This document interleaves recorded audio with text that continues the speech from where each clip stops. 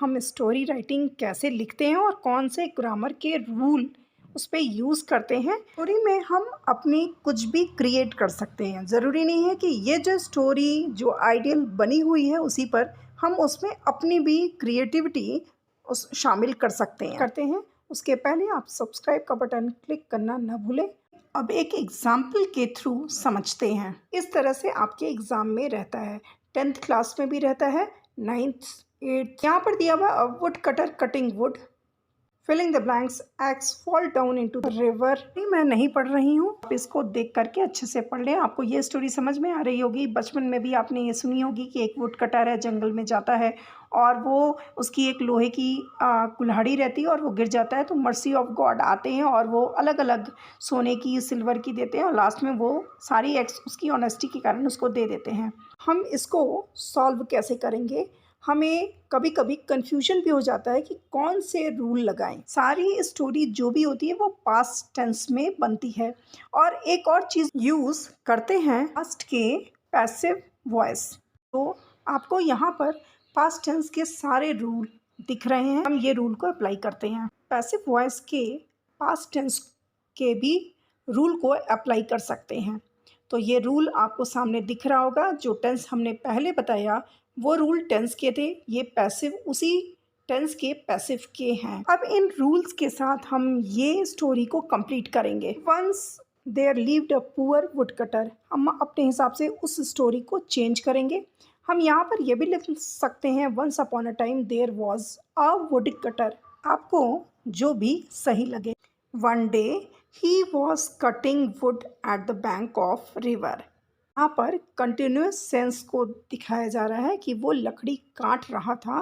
कहाँ पर? रिवर के किनारे। क्योंकि ही सिंगुलर है, ही के साथ आपका वॉज लगेगा और कटिंग क्योंकि कंटिन्यूस सेंस को है तो आईएनजी फॉर्म लगेगा। तो ही was cutting wood at the bank of the river. By chance his ex slipped from, verb का सेकेंड फॉर्म लगा हुआ है कि बाई चांस उसका एक्स स्लिप्ड हो गया उसके हाथ से और फेल जो है वो वर्ब का सेकेंड फॉर्म है इनटू द रिवर। जब किसी क्लोज केबिन में कोई चीज़ मूवमेंट के साथ अंदर जाती है तो हम वहाँ पर प्रीपोजिशन इनटू का यूज़ करते हैं। जब हम किसी चीज़ से डिटैच होते हैं मीन्स अलग होते हैं तो हम वहाँ फ्रॉम, और किसी चीज़ से अटैच होते हैं तो वहाँ हम टू प्रीपोजिशन का यूज़ करते हैं।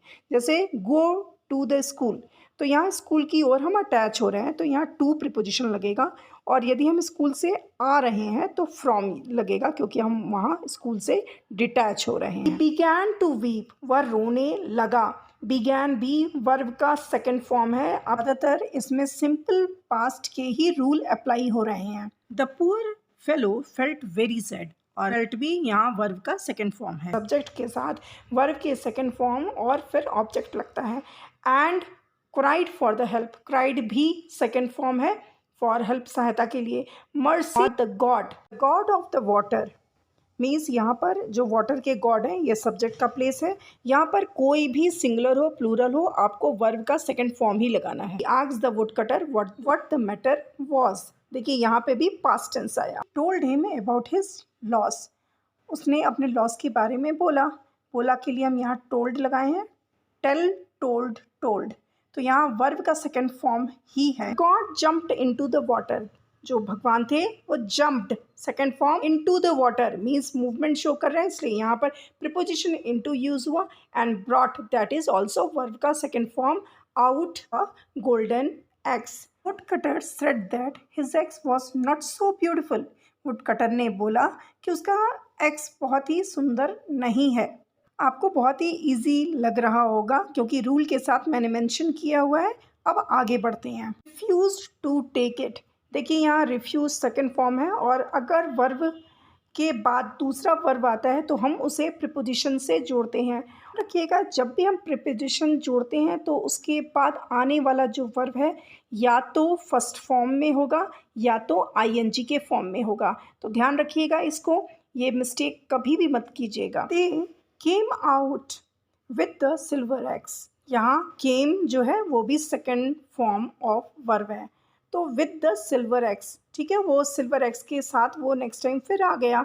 The wood cutter again refuse to take it, again फिर से वो है रिफ्यूज़ कर दिया उसको लेने के लिए, as it was not his axe, क्योंकि उसका वह जो कुल्हाड़ी नहीं था। The god dived again verb का सेकंड फॉर्म है, तो जो भगवान थे वो अगेन डाइव किए, फिर से जंप लगाए, कह सकते हैं आप जंप्ड भी लिख सकते हैं यहाँ पर।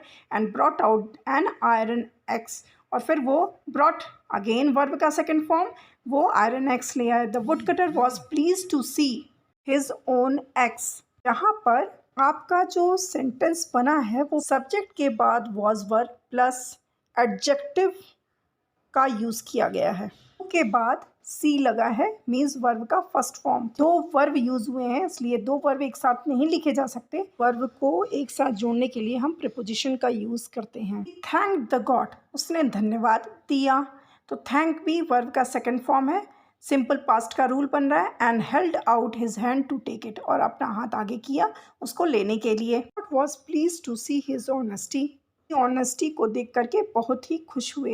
ही gave him all the 3 axe, और उन्होंने उसे तीनों कुल्हाड़ी दे दी। मॉरल क्या होगा? Honesty is the best policy.